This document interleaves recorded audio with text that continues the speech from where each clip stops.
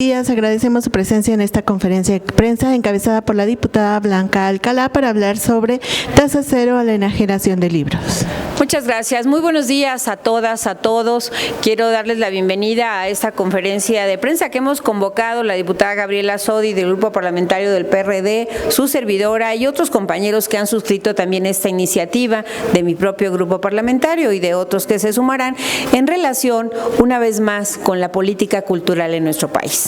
En este caso, me habré de referir al tema de la tasa cero a los libros, porque hasta este momento, hablando de los temas de la política económica, del paquete fiscal que estos días nos tiene en la Cámara, pues trabajando en ello, pues encontramos que es uno de los sectores que se ha visto más lastimado en el país. Primero, por lo que representó la pandemia misma, que llevó a que muchas de las librerías del país, alrededor de 3,000 que existían, fueran siendo cerradas y muchas de ellas, verdaderos negocios familiares, hoy se ha reducido simplemente a un nivel casi de sobrevivencia. Actualmente se calcula que no son más de 2,100 las librerías que existen en México y que tienen que, de verdad, ver las duras y las maduras para poder estar todavía como centros de aprendizaje, de distribución, de comercialización de los libros. Segundo, porque también debemos reconocer que hoy el mundo ha cambiado y el tema de la distribución de los libros ya no se hace solo de la manera tradicional, sino lo hacemos también a través de todo lo que implica los medios digitales, y esto también genera pues una crisis mayor en el sector librero del país. ¿Qué es lo que estamos proponiendo? Estamos proponiendo que se haga una modificación a la ley del IVA, al artículo 2, que nos permita precisamente, como ha sucedido en otros sectores del país, puede ser el caso de los alimentos, puede ser el caso de las medicinas, poder tener la tasa cero a lo que implica la distribución de los libros en general. ¿Cuál sería la diferencia? Que en este sentido el beneficiario final no tendría ningún impacto, o sea, cualquiera de nosotros como consumidores no vamos a tener un impacto, pero sí los libreros podrían en un momento dado acreditar parte de los gastos en los que incurren al estar prestando este servicio en la comercialización de los libros. La verdad es que esto para ellos pueden ser a veces una contabilidad de no más de 50, 100 mil pesos.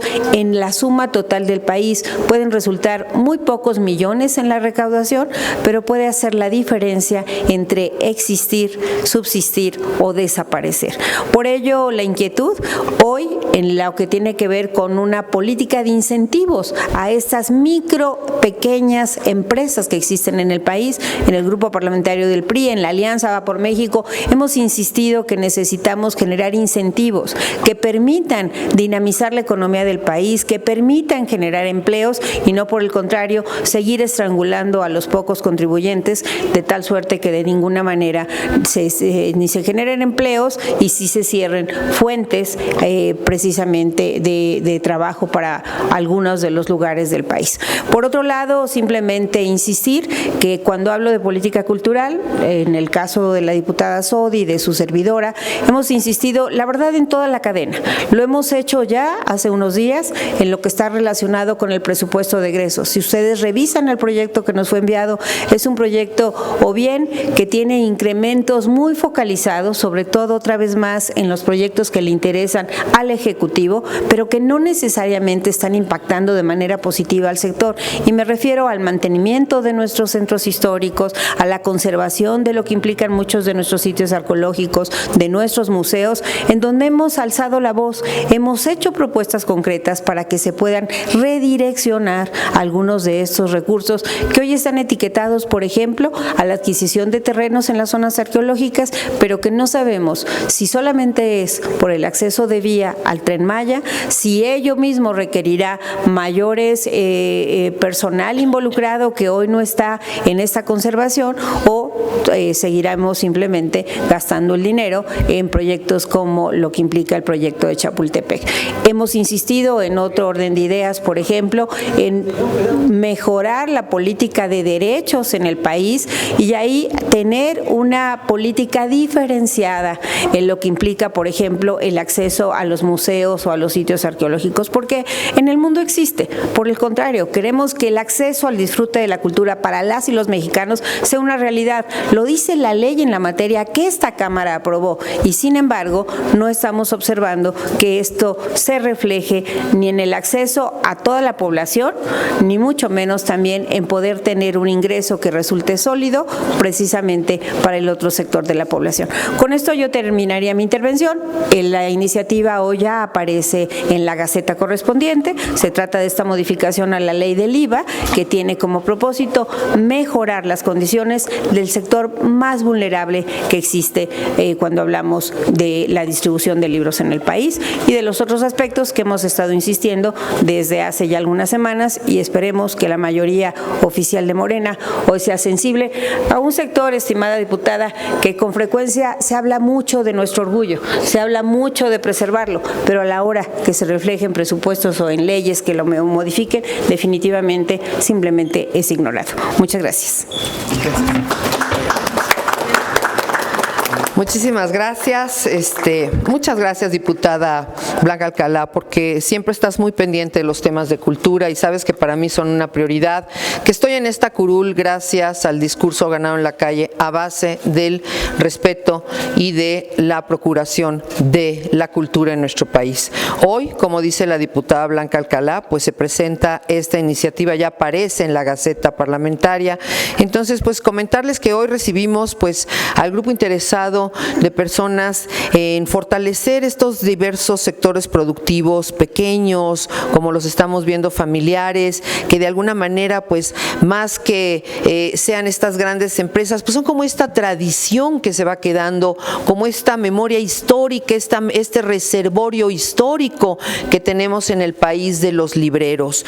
Y como hoy estamos comentando, pues es un sector que ni después de pospandemia se ha podido levantar, que se han cerrado en pandemia muchísimos de los lugares que estaban dedicados a esta instancia, y también pues que verlos con la competencia digital, con los libros digitales, que son un gran aliado, pero en este caso estas empresas pequeñas que conservan la historicidad y la identitaria de un país tienen que ser conservados y tienen que ser respetados. ¿Cómo estamos encontrando la forma de irlos impulsando? Pues con esta tasa cero que definitivamente les permita esta comercialización y que no impacte a la persona que muchas veces pues está adquiriendo este producto cultural, pero que además le permita al librero pues hacer estas deducibilidades para poder implementar y acrecentar lo que necesita apuntalar en su negocio, no nada más quedarse en el tabulador inmediato medio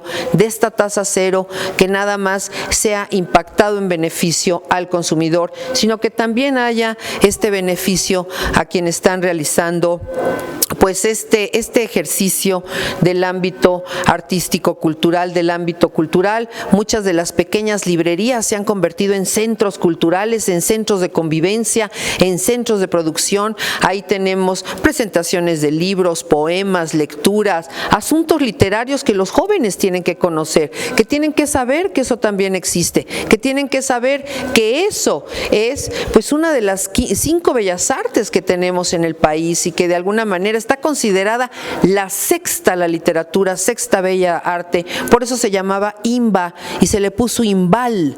¿Por qué es la literatura? Porque se asumió la sexta bella arte. Creo que es muy importante que nosotros vayamos comentando esto y comentándoles que la diputada y yo hemos insistido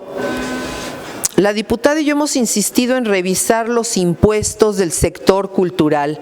¿Por qué? Pues porque necesitamos activar este sector cultural y hemos aquí recibido, la diputada y yo, a todos los sindicatos, a la mayoría de los sindicatos del INA, del IMBA, a los principales gestores culturales que están pues pidiendo dinero para sus casas de cultura, para la conservación de los patrimonios, para la fumigación de las colecciones, para los custodios, que como ya no tenemos con qué pagarle a los custodios, pues ahora metemos a la Guardia Nacional, que no sabe cómo comportarse con el patrimonio y deja el refresco encima pues de un friso, de una vasija, o sube los pies en un friso policromado. Entonces tenemos que capacitar a toda esta gente. No hay dinero para capacitar a la gente en el contacto del patrimonio, y es por eso que también en esta revisión de impuestos pues estamos pidiendo que se incremente de manera internacional el acceso a los museos exclusivamente de las personas extranjeras que vienen a visitar la riqueza nacional, que se quede como tiene el costo para el mexicano, porque nosotros tenemos este derecho a la cultura y nosotros no podemos infligir un daño a este derecho a la cultura. Y también elevar la edad a los que acceden a los museos, a estos jóvenes, estos adolescentes, porque todavía siguen en secundaria, todavía siguen en este periodo de educación. Por eso la diputada y yo insistimos en que los museos y los grandes lugares que realmente recaban muchísimo dinero que no se regresa a los grupos culturales, pues de alguna manera, pues en esta exigencia que nos están haciendo las comunidades culturales de reintegrar ciertos activos que se reciben con esta gran riqueza, pues nosotros estemos revisando impuestos, estemos viendo el beneficio exclusivo de nuestros mexicanos en estas leyes que tenemos y en estas propuestas que tenemos hoy de erogaciones e ingresos, y que de alguna manera pues llevemos a buen término lo más importante de los mexicanos, el derecho a la cultura en todos sus ámbitos, en la circulación de libros, en la protección de las librerías y en la protección de nuestros patrimonios culturales. Muchísimas gracias. Tenemos una pregunta de los medios. Ana Jennifer de la Fuente, de Intolerancia Diario. Gracias, buenos días. Diputada Blanca Alcalá, yo le quisiera preguntar si tienen más o menos cuántas familias o librerías han cerrado desde la pandemia, y también me gustaría saber cómo va la revisión del presupuesto federal, usted lo mencionaba, y si observa las condiciones necesarias para poder reasignar recursos a temas como salud, educación o cultura. Finalmente, me quiero preguntarle si su partido o el Frente Amplio ya le han convocado para abordar el tema de la selección de candidatos en el gobierno a Puebla. Gracias. Muchas gracias. Primero, gracias por estar acá, quienes han hecho un recorrido hoy desde nuestra entidad a venir a la Ciudad de México en esta visita, lo valoro enormemente. Y bueno, yo lo que te diría es que las estadísticas hoy nos señalan que después de la pandemia el número de librerías que existen en el país no exceden las 2.085 librerías en las 32 entidades. La verdad es que para el tamaño del país es un número realmente modesto.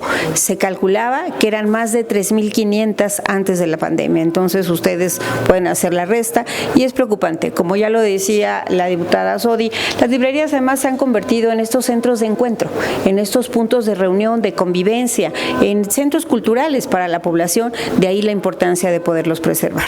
En la segunda pregunta, en relación con el presupuesto, pues estamos iniciando la recta de lo que implica el análisis y la discusión. Hoy desafortunadamente se presentará quizá una discusión, un dictamen que tiene que ver con la extinción de fideicomisos al Poder Judicial, y con ello sin duda se estarán dando, si la mayoría oficialista sí lo aprueba, tienen los números para hacerlo, los primeros golpes que atenten contra uno de los poderes del país, cosa que desde la Alianza Va por México definitivamente no coincidimos. En unos días más, la próxima semana, tendremos que llevar la discusión de la Ley de Ingresos, y por ello la pertinencia de esta modificación que hemos presentado para que pueda simplemente ser considerada. O sea, sabemos que al final del día no afecta a la Ley de Ingresos, la Ley del IVA, hoy no hay miscelánea, podría analizarse si hay voluntad, como siempre se dice, de poder apoyar a la población, pues debería de transitar el análisis de modificaciones como las que estamos poniendo. Y en materia de la política de egresos, del presupuesto de egresos, pues la verdad es que hacemos votos, porque hoy no solamente ganemos los argumentos, que en cada año lo hemos sostenido, momento, y para que efectivamente haya más dinero a medicamentos, para que efectivamente haya más recursos a otros sectores como pueden ser la seguridad y por supuesto la cultura. Insisto, el análisis tiene que hacerse de manera muy adecuada. ¿Por qué? Porque los grandes números te pueden engañar y pueden decir que hay más recursos. Primero hay que descontar la inflación, que en el caso de México ha sido muy por arriba de las variables que ellos nos han enseñado. Y segundo, en muchas de las ocasiones las partidas a los programas no son necesariamente los que nos interesan.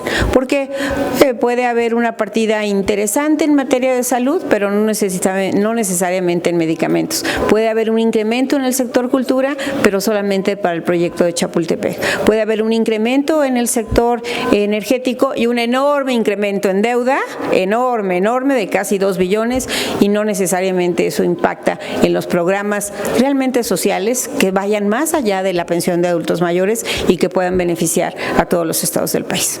Muchas gracias. No tenemos más preguntas de los medios, terminamos conferencia. Muchas gracias.